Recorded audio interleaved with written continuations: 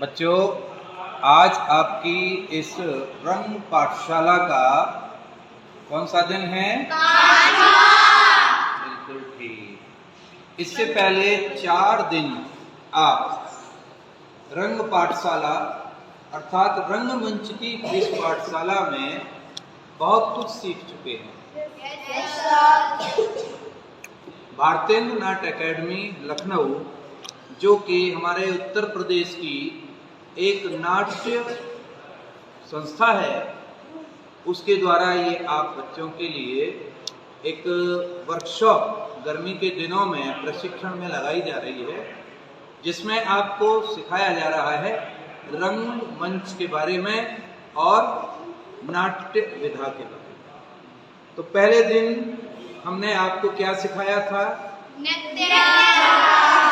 क्योंकि ये नाट्यशाला आपकी जो फोक थिएटर है, रामलीला, रासलीला और नौटंकी, तीनों के ऊपर है। तो रासलीला का जो चैप्टर पहला होता है नित्य रास, वो आपने सीखा। दूसरे दिन क्या सीखा? एक साथ बताइए, ऐसे नहीं।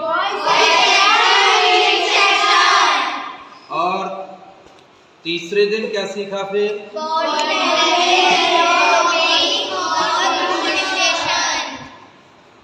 और चौथे दिन क्या सीखा फिर? हम मेकअप तक सीख चुके हैं। और इसके बाद में आज आप देख रहे हैं मेरे हाथ में ये चेयर क्यों है? क्योंकि आज चैप्टर हमारी इस चेयर से ही शुरू होने वाला है। मैंने मेकअप कर लिया प्ले के लिए। अब उसके बाद में हम कुछ ऐसा पहनते हैं जो उस कैरेक्टर के अकॉर्डिंग होता है। जो हम प्ले कर रहे हैं, उस प्ले में हमको क्या रोल दिया गया है, हम किसका कैरेक्टर यहाँ पर एक्ट करने वाले हैं, उस कैरेक्टर ने कपड़े उस समय क्या पहन रखे होंगे, ये हमको बताया जाता है? अब आज भी आप देख रहे हैं, इन्होंने कपड़े अलग पहन रखे हैं, इन्होंने अलग पहन रखे हैं, इन्होंने अलग पहन रखे हैं, सब ने अपने अपनी तरह से अपने कपड़े अलग पहने हैं। अब सपोज करिए हमने कोई प्ले चुना और उस प्ले में कैरेक्टर है, जैसे एक महाभारत का कोई सीन है, तो उसमें एक कर्ण होता है, दुर्योधन होता है, पांडव होते हैं, उन सब के कपड़े अलग अलग होते हैं। तो उनको हम कहते हैं कॉस्ट्यूम। कॉस्ट्यूम का मतलब है, हिंदी में हम कहते हैं वेशभूषा। साफ बोलिए, वेशभूषा। क्योंकि एक बार हम इसी तरह से क्लास ले रहे थे और हमने कहा वेशभूषा, तो एक बच्चे से साफ नहीं बोला गया और वो कह रहा था भैंसभूषा।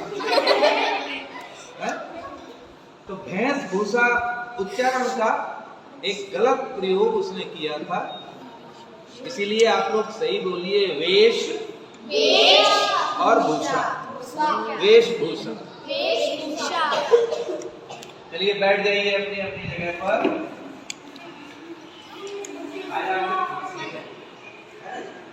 तो वेशभूषा जब हम पहनते हैं तो अपने जो हमारे कपड़े होते हैं, उन कपड़ों को हटा करके हम उस जमाने के या उस कैरेक्टर के अकॉर्डिंग अपने कपड़ों को पहनते हैं, तो कॉस्ट्यूम कहलाती है। अब कॉस्ट्यूम के लिए हमें क्या करना चाहिए? सबसे पहले तो प्ले में जो कैरेक्टर हमने चुने हैं, उन कैरेक्टर से ही पूछा जाता है कि आपके पास ये वेशभूषा में आपको पहनना है, आपके पास वो है क्या? जैसे गर्ल्स को डांस पोर्शन में आना है, तो वहां उनके लिए जैसे लहंगा है, ओढ़नी है या लांचा है, ठीक है, इस तरह के कपड़े जो, देखिए प्ले दो तरह के होते हैं, एक तो होता है मॉडर्न प्ले और एक होता है एंशिएंट प्ले, पुराना, ठीक है। तो जो पुराना प्ले होता है उसमें कॉस्ट्यूम की बड़ी प्रॉब्लम आती है। उसमें क्या होता है, कॉस्ट्यूम की प्रॉब्लम आती है, क्योंकि उस जमाने की टोपी, उस जमाने के कपड़े, उस जमाने के जूते, ये सब इकट्ठा करना एक कठिन कार्य है। मॉडर्न थिएटर तो कोई भी कर सकता है, जो हमने घर के कपड़े पहने हैं उन्हीं में हमने कैरेक्टर कर लिया, कुछ करना ही नहीं है। लेकिन जो कॉस्ट्यूम ड्रामा होता है उसमें कॉस्ट्यूम पर बहुत पैसा खर्च करना पड़ता है। अब एक आप उस तरह की ड्रेस मार्केट में बनवाने जाएंगे तो पैसा खर्च होगा कि नहीं? तो पहले से ही प्लान करना पड़ता है। जैसे आपके इस होने वाले इस क्लास के दौरान मान लीजिए हमने कोई प्ले जो है डिजाइन किया, तो उसके लिए आपसे पूछते हैं हम कि आपके पास ये कपड़े हैं कि नहीं, जो बता देता है उसको सेलेक्ट कर लेते हैं। तो ऐसी स्थिति में जो हमारी प्रॉपर्टी है उसको डिजाइन करना पड़ता है, हमें कॉस्ट्यूम को डिजाइन करना पड़ता है। अब मान लीजिए हनुमान का कैरेक्टर रामलीला में आपने एक्ट करना है, तो हनुमान जी के कपड़े किसी के घर पर तो होंगे नहीं, तो ऐसी स्थिति में क्या करेंगे, ऐसी स्थिति में हम कपड़े फिर मार्केट से लेते हैं। कहां से लेते हैं? मार्केट। और मार्केट से हम जो कपड़े लेते हैं वो दो तरह से लेते हैं। पहला तो यह है कि हम परचेज कर लें, खरीद लें। अब खरीदने में यदि हमारे पास उतने पैसे नहीं हैं तो फिर क्या करते हैं, हम किराए पर लेते हैं। और किराए पर लेने के बाद जब हमारा प्ले पूरा हो जाता है तो हम उन कपड़ों को, कॉस्ट्यूम को वापस कर आते हैं, तो वो सस्ते में आ जाती है किराए पर। लेकिन जब खरीदते हैं तो वो महंगी पड़ती है। लेकिन सच में यदि देखना है तो हमें किराए के बजाय खरीदने में फायदा होता है। खरीद कर लाओगे तो एकदम से नया आएगा कपड़ा। कैसा आएगा? नया। आवाज नहीं आ रही क्या आपको? नया। तो नया कपड़ा आएगा तो जो हमारा प्ले होगा तो अच्छा लगेगा नए कपड़ों से। और अगर हम किराए पे लाएंगे तो पहले कोई ले गया होगा, उसने वो कैसी तोड़ी फोड़ी गंदी की, वही हमें पहले।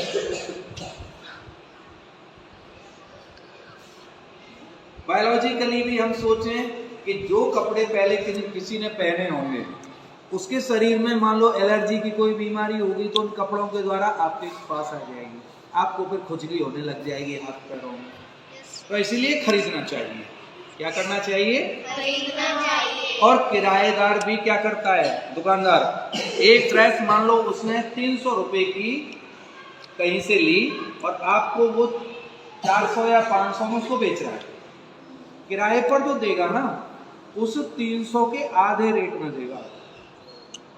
300 का उसने खरीदा, 2 बार किराया वसूल हो जाएगा उसका।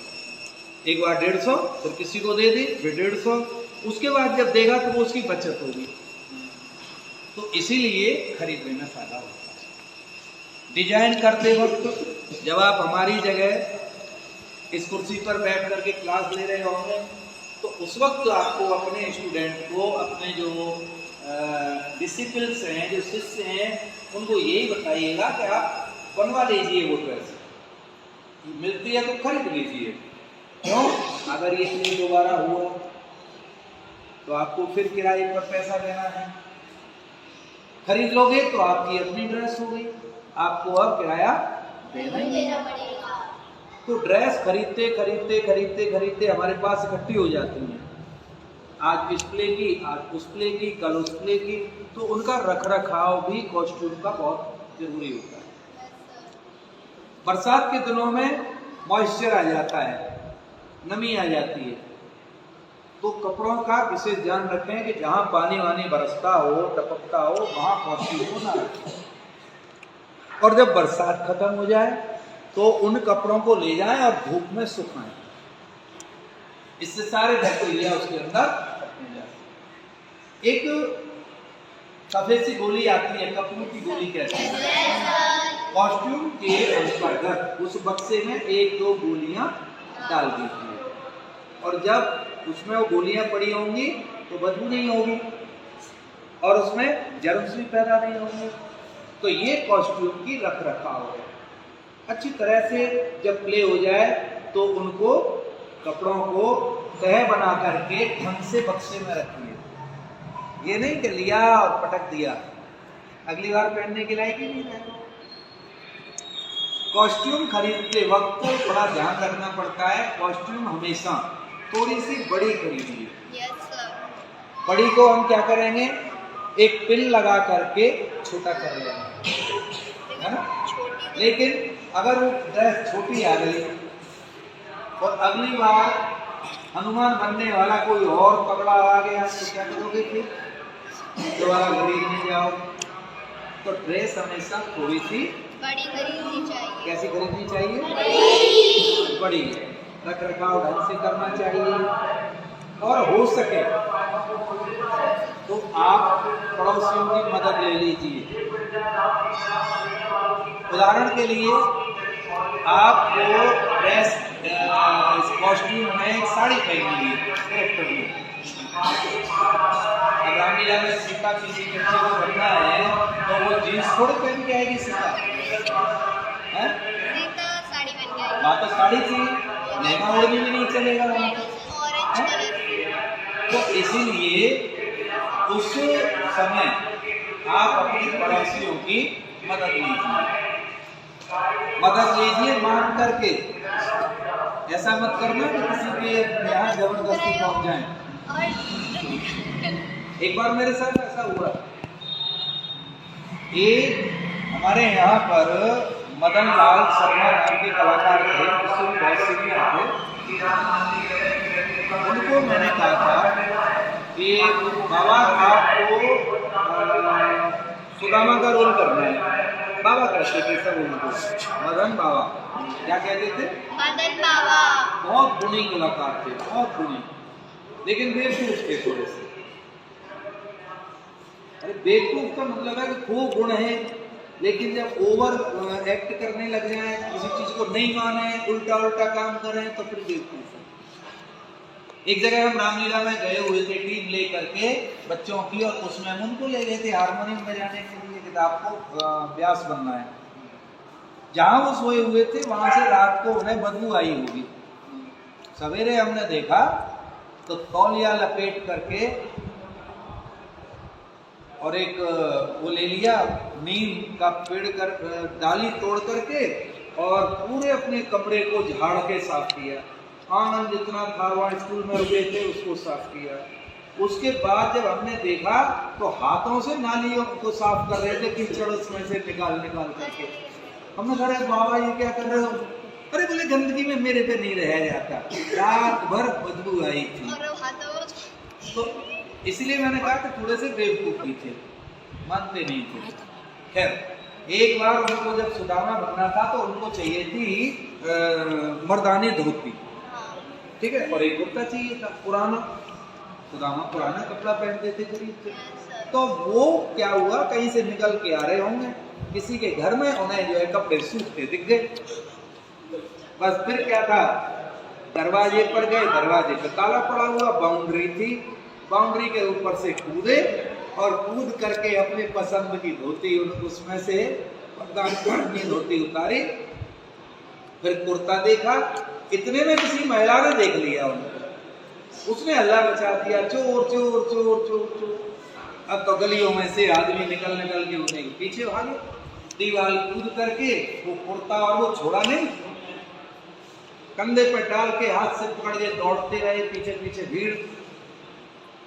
हम उस वक्त छुट्टी थी, घर पर ही थे, और भागते भागते आए, अरे दरवाजा खोलो जल्दी खोलो। हमने देखा मदन बाबा, हम गए, दरवाजा खोला। अरे मदन बाबा क्या हो गया? अरे जल्दी बंद करो दरवाजा और किसी को मत बताना मैं यहाँ हूँ। ठीक है, अंदर गए, इतनी देर में वो लोग आए, अरे अरे इधर घुसा है, किसी घर में घुसा है। हमसे बोले पंडित जी एक आदमी चोर आया था, तुम्हारे घर तो नहीं घुसा? मैंने कहा भाई मैं तो यहाँ खड़ा हूँ। फिर बोले तो भाग के गया होगा, किधर गया था वो? इधर की तरफ ही भाग के गया है, सारी वीडियो हमने फिर बाबा से पूछा, बाबा कैसे करे, क्या चला के आए हो? अरे तुमने सुदामा बनाया है, मुझे कपड़े कहाँ से लाऊं, एक घर में सूख रहे थे वहीं से मैंने उतारे, हल्ला मच गया, चोर चोर, सब लोग मेरे पीछे भाग रहे थे, जान बच गई नहीं, बहुत मारते। हमने कहा बाबा तुम्हें वास्तव में मार मार के सुदामा बना देते आज सब लोग। तो ध्यान रखिए, पड़ोसी से ड्रेस मांगनी है तो बड़ी इज्जत के साथ मांगी और उस ड्रेस का बड़े हिसाब से सुरक्षा करिए। एक बार मुझे केकई का रोल करना था, काली साड़ी चाहिए थी, हाँ सब करना होता है, किया है मैंने, महिला रोल खूब किए हैं। केकई के रोल के लिए काली साड़ी चाहिए, तो हम जो है क्या करें, एक पड़ोसन से हमने कहा, उस पर हमने काली साड़ी पहनी थी, वो देख लिया, उसका नाम था बबीता। हमने कहा बबीता तो मैं वो काली साड़ी एक दिन हमें देनी है।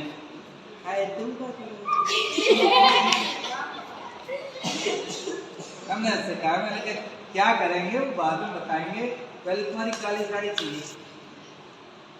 साड़ी दे देंगे, ब्लाउज कौन को पहनोगे? मैंने कहा पूरा सेट तेरा चाहिए मुझे, पेटीकोट भी चाहिए, ब्लाउज भी चाहिए, साड़ी भी चाहिए, चूड़ी दे दो क्या समझ? हमने कहा ये देखो बात तुमने अच्छी कही है, चूड़ी भी दे दो। अच्छा तो हाथन में चूड़ी पहन लो, आजकल काम धंधा लगा करो ना, नौटंकी में कर जातो और नाटकन में जाता चूड़ी पहन के खाना और बनाई ना घर पे।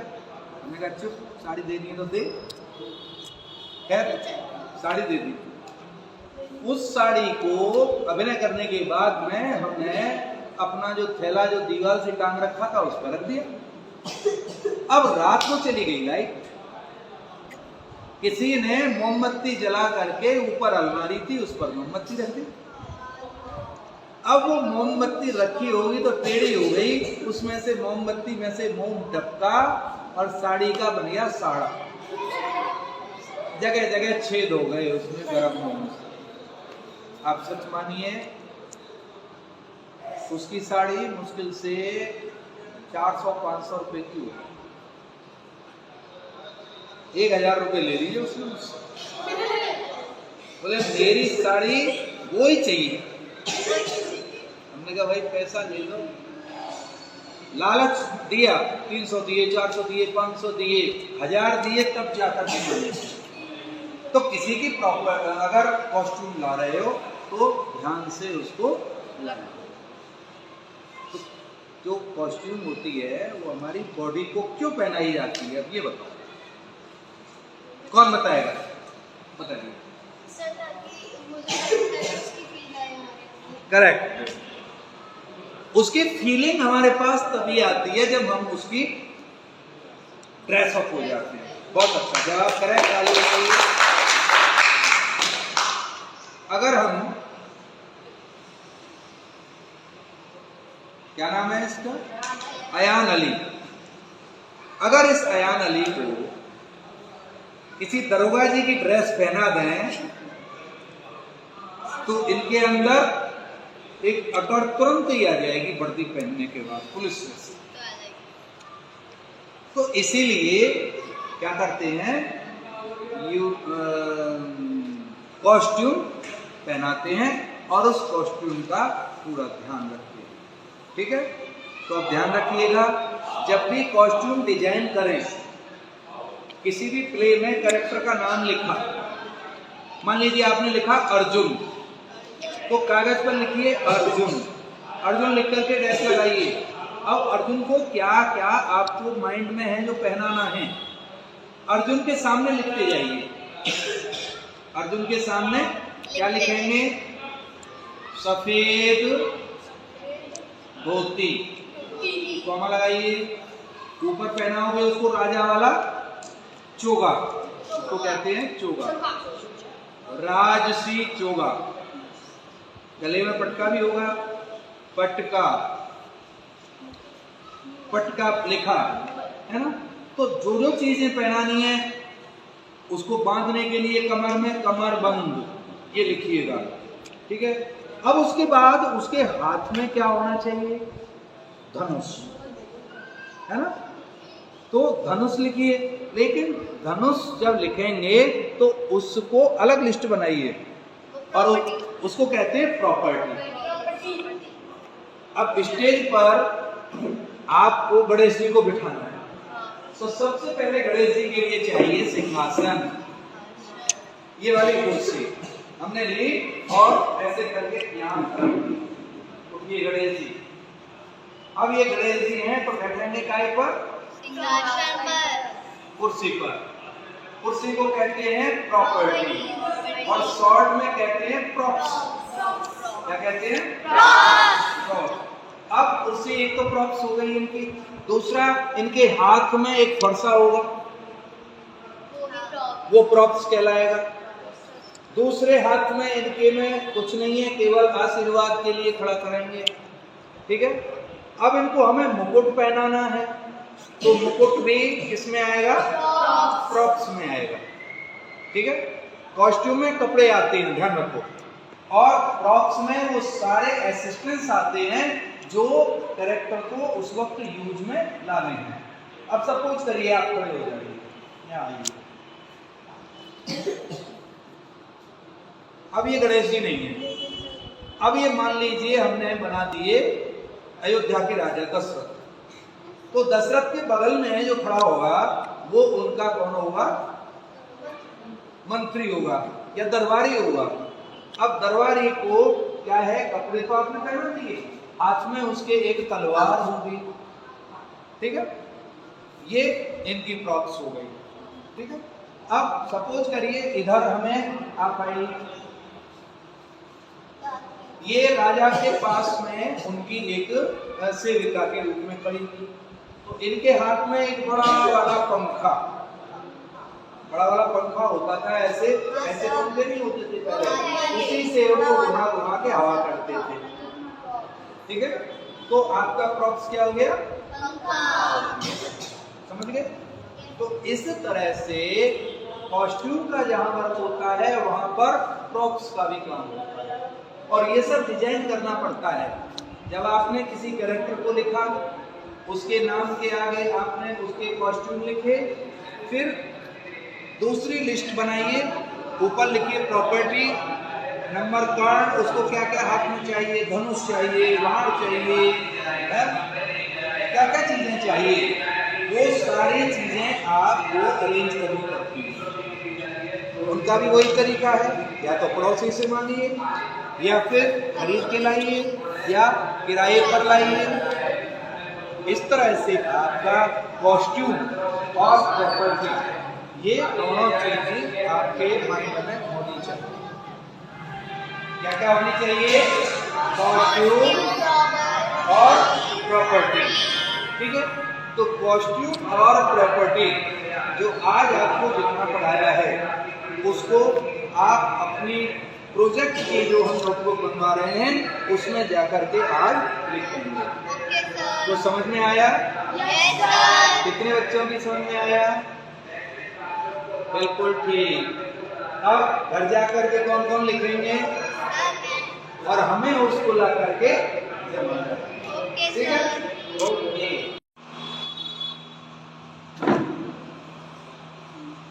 तो बच्चों अभी आपने जो कुछ सीखा, कॉस्ट्यूम और प्रॉपर्टी, तो जब कॉस्ट्यूम और प्रॉपर्टी आपकी रेडी हो गई, जहां पर बैठ करके हम मेकअप करते हैं या हम कपड़े पहनते हैं, उस जगह को कहते हैं ग्रीन रूम। क्या कहते हैं? Green room. तो ग्रीन रूम जो होता है वो बिल्कुल ऐसा होता है जैसे आप यहाँ बैठे हो। ये स्टेज है, स्टेज के सामने ऑडियंस बैठेगी, स्टेज के लेफ्ट में और स्टेज के राइट में विंग बने होते हैं जहां से एंट्री होती है, और विंग के पीछे कमरे होते हैं, और उन कमरों में सब व्यवस्थाएं होती हैं, जैसे बाथरूम, जैसे पीने का पानी, मेकअप करने के लिए बड़ा मिरर होगा, है ना, डैशबोर्ड होगा नीचे, है ना, और इस तरह का एक नीचे बैठने का डिजाइनिंग का फर्श होगा। ठीक है, कहाँ ध्यान है सबका? ध्यान से सुनिएगा। तो होता यह है कि उसको हम कहते हैं ग्रीन रूम न कह करके बहुत से उसको कहते हैं मेकअप रूम। तो ग्रीन रूम में और मेकअप रूम में जाकर के आप लोग क्या करते हैं? मेकअप करते हैं, कॉस्ट्यूम पहनते हैं और अपनी प्रॉपर्टी को प्लेस करते हैं स्टेज पर। सपोज करिए ये सामने स्टेज है और ये आपका ग्रीन रूम है, तो आपकी एंट्री जहां से है वहां से आपको तलवार लेकर के जाना है, तो तलवार को एक प्लेस पर रख देते हैं आप, और जैसे ही प्लेस में आपको जाना होता है उस तलवार को ले गए, या आपके पास भाला है या आपके पास मटका है, जो भी आपका प्रॉप्स है वो उसको वहीं से लेकर के चल देते हैं। तो क्या करते हैं, हम अपने प्रॉप्स को एक प्लेस में रख देते हैं, और ध्यान रखिए प्रॉप्स को जहां जिसने रखा है कोई दूसरा टच नहीं कर, क्योंकि अगर उसने वहां रख दिया तो वो तो अपना रोल खत्म हो करके या अगले रोल पर आने के लिए उस प्रॉप्स को वहीं ढूंढेगा ना, और वहां उसको मिलेगा नहीं, वो परेशान होगा, अपना डायलॉग भी भूल जाएगा, रोल इसका अच्छा होगा। तो इसीलिए प्रॉप्स को किसी को भी टच नहीं किया जाता। दूसरा हमारा एक कैप्शन इसी में होता है स्टेज मैनेजमेंट। तो स्टेज जो मैनेजमेंट होता है बच्चों, उसमें हम स्टेज को देखते हैं कि ऑडियंस हमारी कहाँ बैठी है, इधर। अब हमको राजा की कुर्सी कहाँ लगानी है? स्टेज के बिल्कुल बीचों बीच। तो यहाँ से जो स्टॉप देगा, जो उस कुर्सी को जो बताएगा, वो नीचे बैठ करके जो स्टेज मैनेजमेंट संभाल रहा है वाला, वो उसको वहां से देख करके इशारा देगा अपने हेल्पर्स को, कुर्सी को ऐसे लाओ, थोड़ा लेफ्ट करो, आगे लाओ, और वो उसको प्लेस करा देगा। स्टेज पर एक छोटा स्टेज और होता है, पूरा स्टेज बना हुआ है, ओके। उसके राइट में हमने एक छोटा सा स्टेज और बनाया, राइट, ठीक है। एक छोटा स्टेज लेफ्ट में बनाया, और दोनों के बीच में जो जगह बची उस पर एक स्टेज और बनाया। स्टेज का मतलब है कि जैसे हम ये टेबल लगा करके हमने इसको ऊंचा कर दिया, ये स्टेज होता है।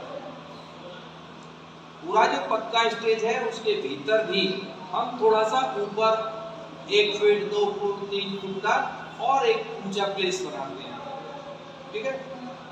जो ऊंचा बनता है उसके लिए 2 चीज यूज आती है, एक तो तख्त आते हैं इस तरह, एक पेलमेट्स होते हैं। पेलमेट्स मुश्किल से इतना होता है, 1.5 फीट ऊंचा, केवल 1.5 फीट ऊंचा होता है, ज्यादा ऊंचा नहीं। तो जो सामने जो बनाया है हमने, उस पर एक सेट लगता है। सपोज करिए हमको धनुष की लीला दिखानी है, रामलीला में, धनुष की रामलीला हमें दिखानी है, तो जो रामचंद्र जी बैठेंगे, जो वो बैठेंगे, क्या नाम है उनका, विश्वामित्र जी, उनके लिए एक ऊंचा सिंहासन चाहिए। तो राम जी के लिए बड़ा स्टेज बनानी है। अब जो लेफ्ट में हमने छोटा स्टेज बनाया, वहां पर राजा दशरथ जनक बैठेंगे, राजा जनक बैठेंगे, उनके गुरु जी सतानंद बैठेंगे, और ये जो एक और स्टेज बनाया हमने, ये इस पर सीता जी बैठेंगी, उनकी माता बैठेंगी, उनकी सहेलियां बैठेंगी। तो इनको कहते हैं सेट्स। क्या कहते हैं? तो स्टेज मैनेजमेंट में पहले तो स्टेज को बांटना पड़ता है, कितने हमें सीन दिखाने हैं। अब सपोज करिए हम एक ही जो है स्टेज पर बना करके वही सारी चीज दिखाएं, तो वहाँ पर्दा प्रयोग करना पड़ता है। पर्दा खींचेंगे, पीछे का सब कुछ चेंज करेंगे, फिर पर्दा खुलेगा।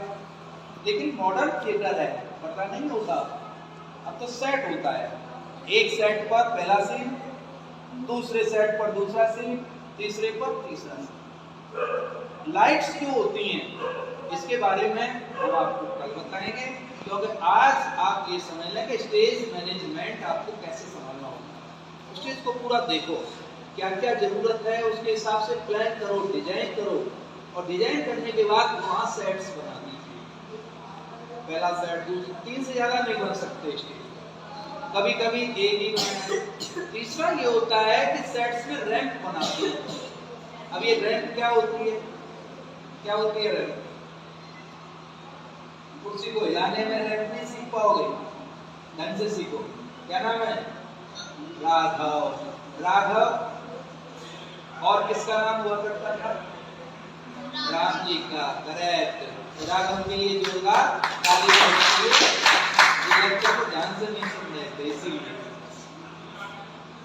तो रैंप जो होती है ना, वो पूरा जैसे बीच वाला स्टेज है, ध्यान दीजिए, बीच वाला जो है स्टेज, उसके पीछे स्टेज ये हो गया। अब इधर जगह रह गई, इधर जगह रह गई, वहां पर इस तरह की पतली पट्टी का स्टेज बनाया जाता है, और वो सीधा नहीं होता, इस तरह का में होता है तिरछा।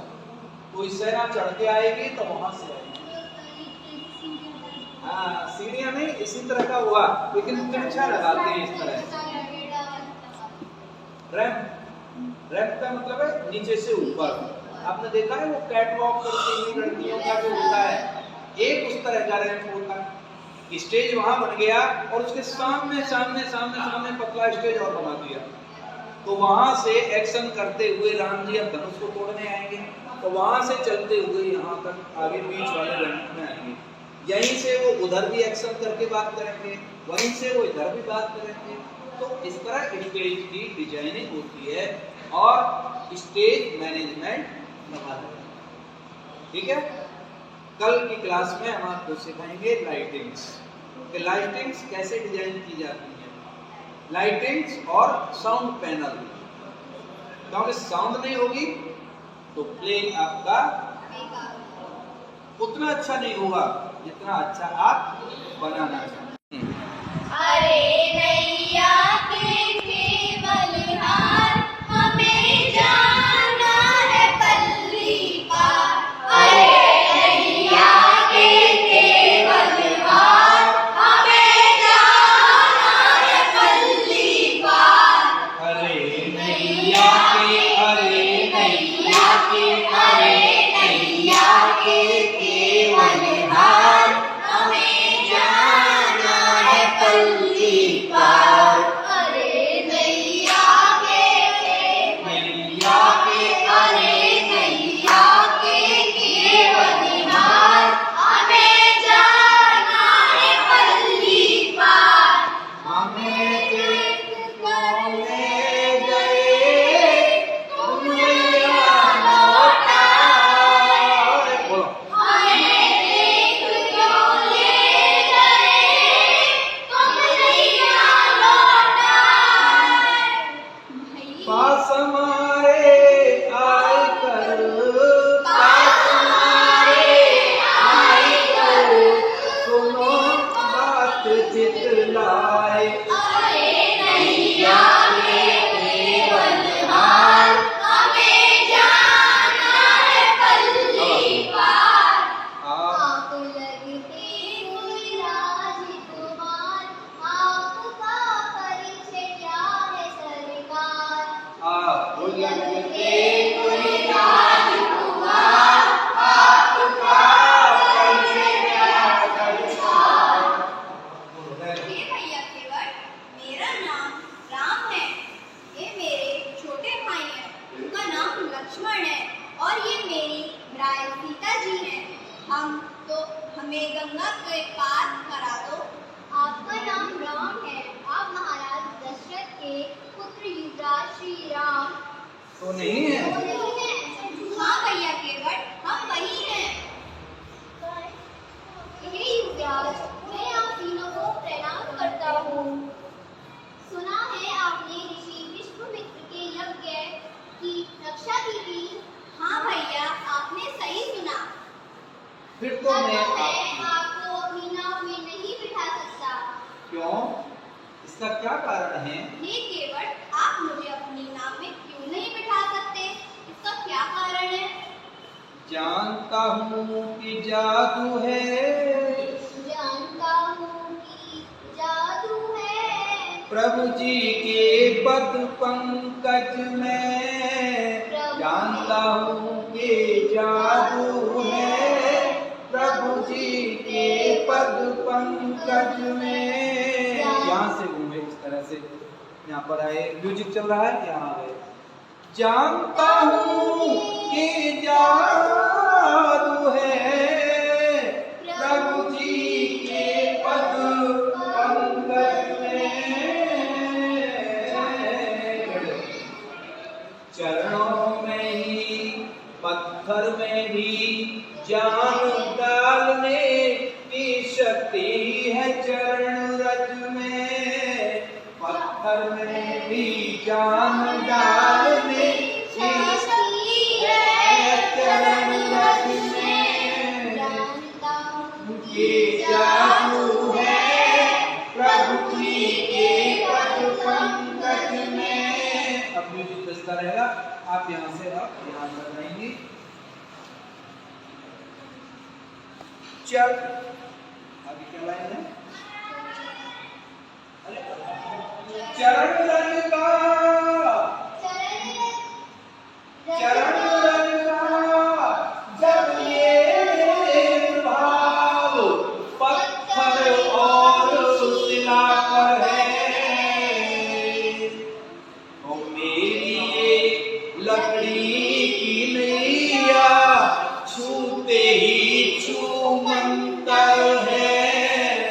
मेरी ये लकड़ी की नैया छूते ही छूमंतर है। समझे? अगर तुम्हारे पैर रखने से, उसकी चरण रज से मेरी ये नाव लकड़ी की है, अगर ये भी महिला बन के उड़ गई तो मेरा पार कैसे होगा? अब आपका यहाँ पर है, ये भैया, हमको गंगा के उस पार अवश्य जाना है। इसका जो भी उपाय है, आप उसे पूरा करो। ठीक है प्रभु।